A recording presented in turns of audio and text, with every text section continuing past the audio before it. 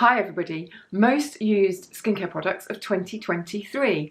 So if you're feeling confused by the sheer amount of stuff that's out there, you don't know what to do with your routine, these are the products that I use over and over and over again.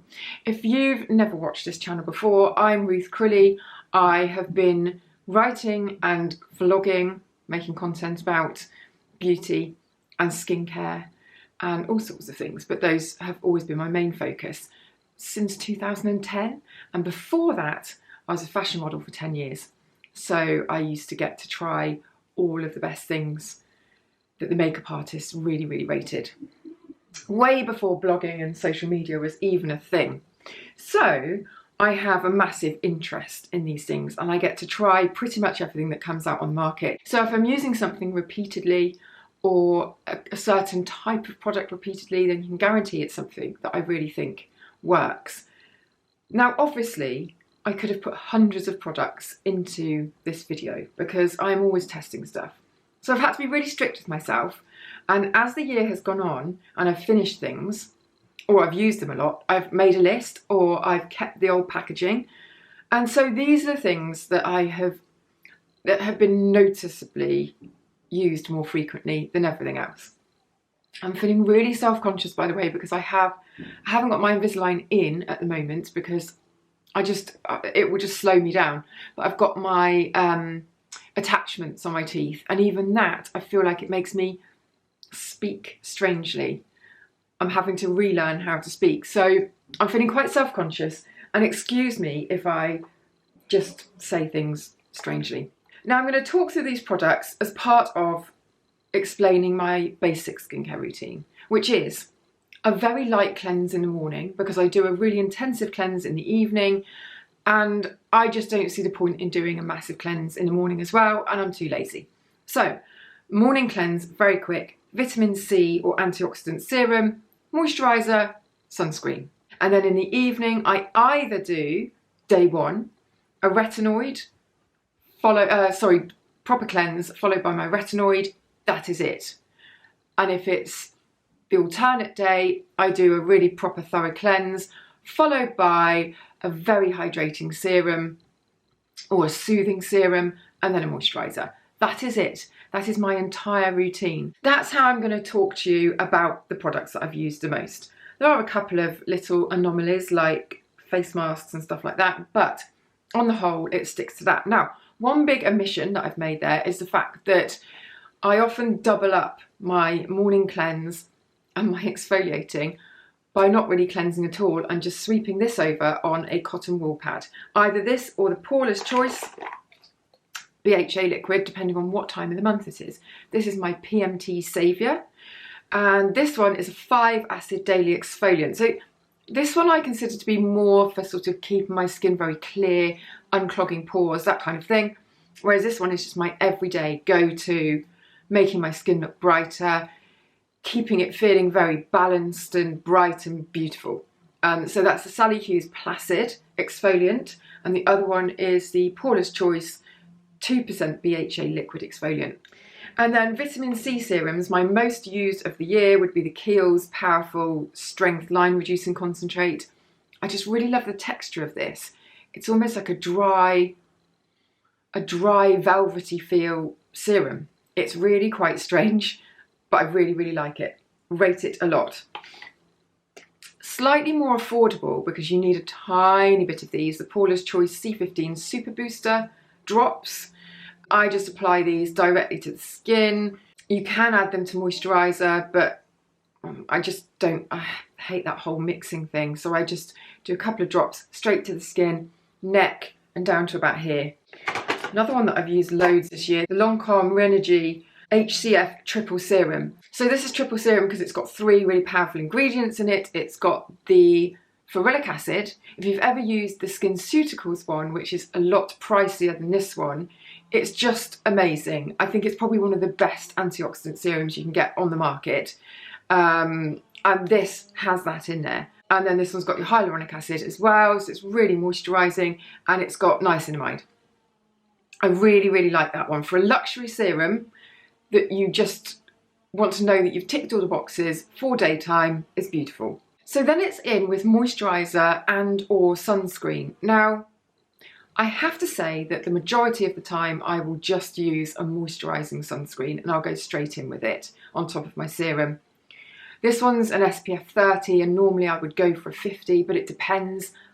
I always find that SPF 30s feel slightly smoother and silkier on the skin than a 50. Not always, but a lot.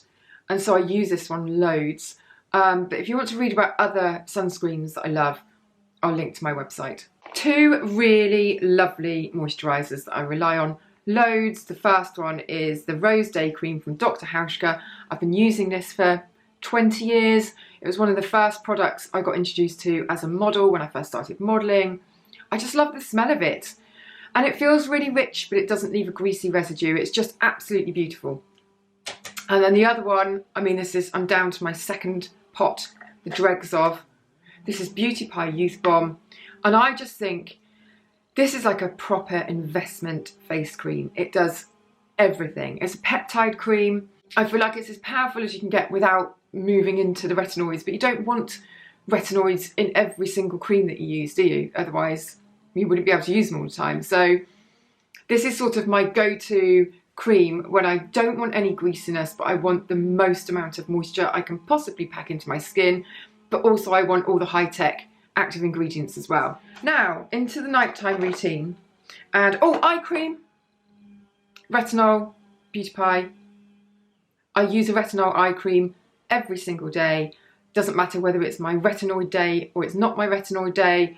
I just slather this stuff on because it's my eyes, and that is my insurance policy. Right, cleansers for the evening. We have got, these are my most used, Rejuvenating Frankincense Refining Cleanser.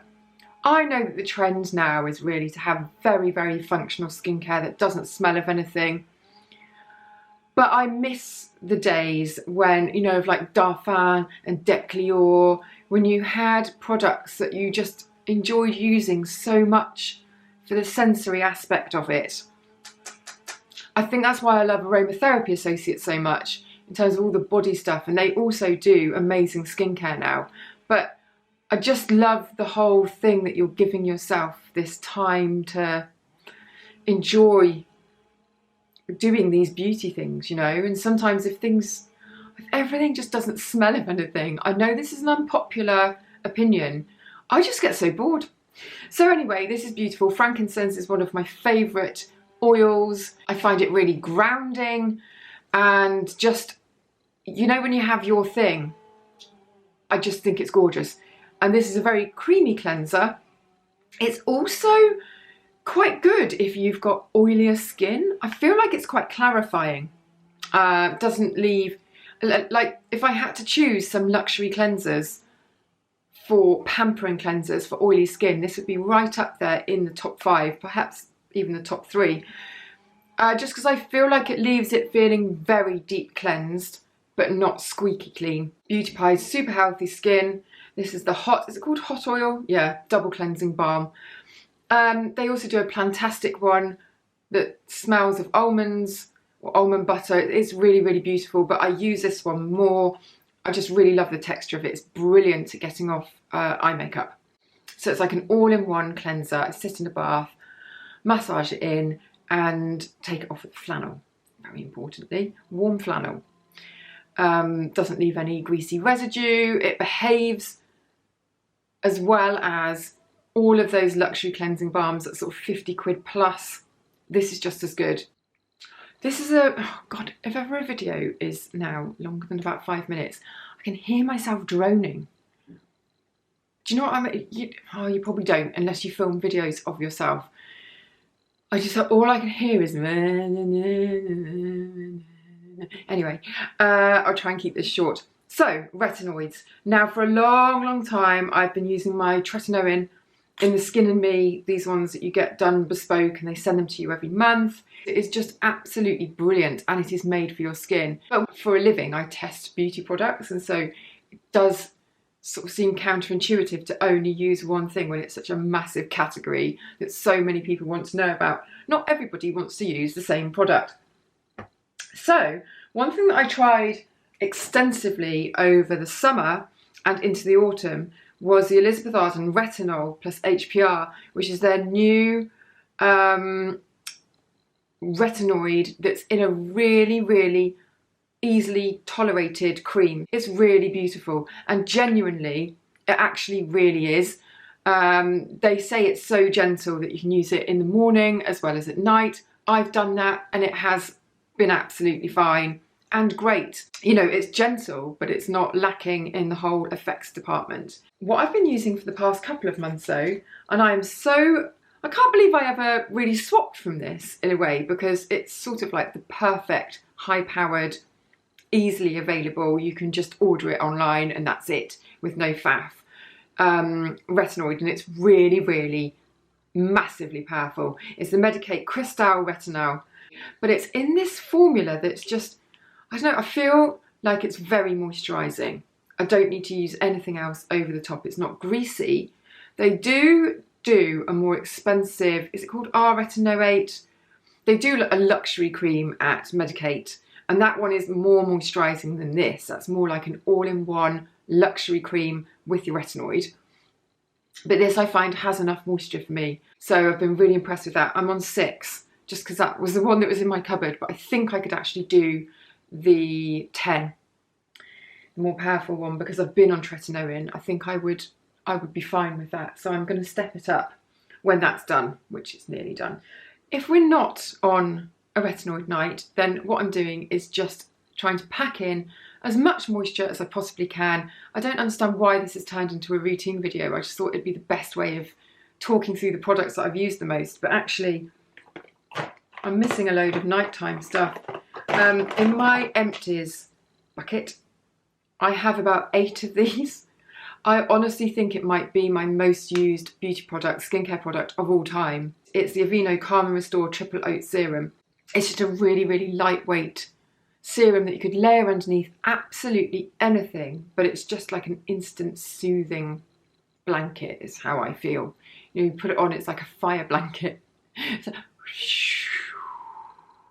So I've just gone through a bazillion of those. Oh, and the night cream as well. I mean, that's empty. Loads of those, 4 or 5 of those in the bucket. And then I'll use this one at night a lot as well, for just maximum hydration.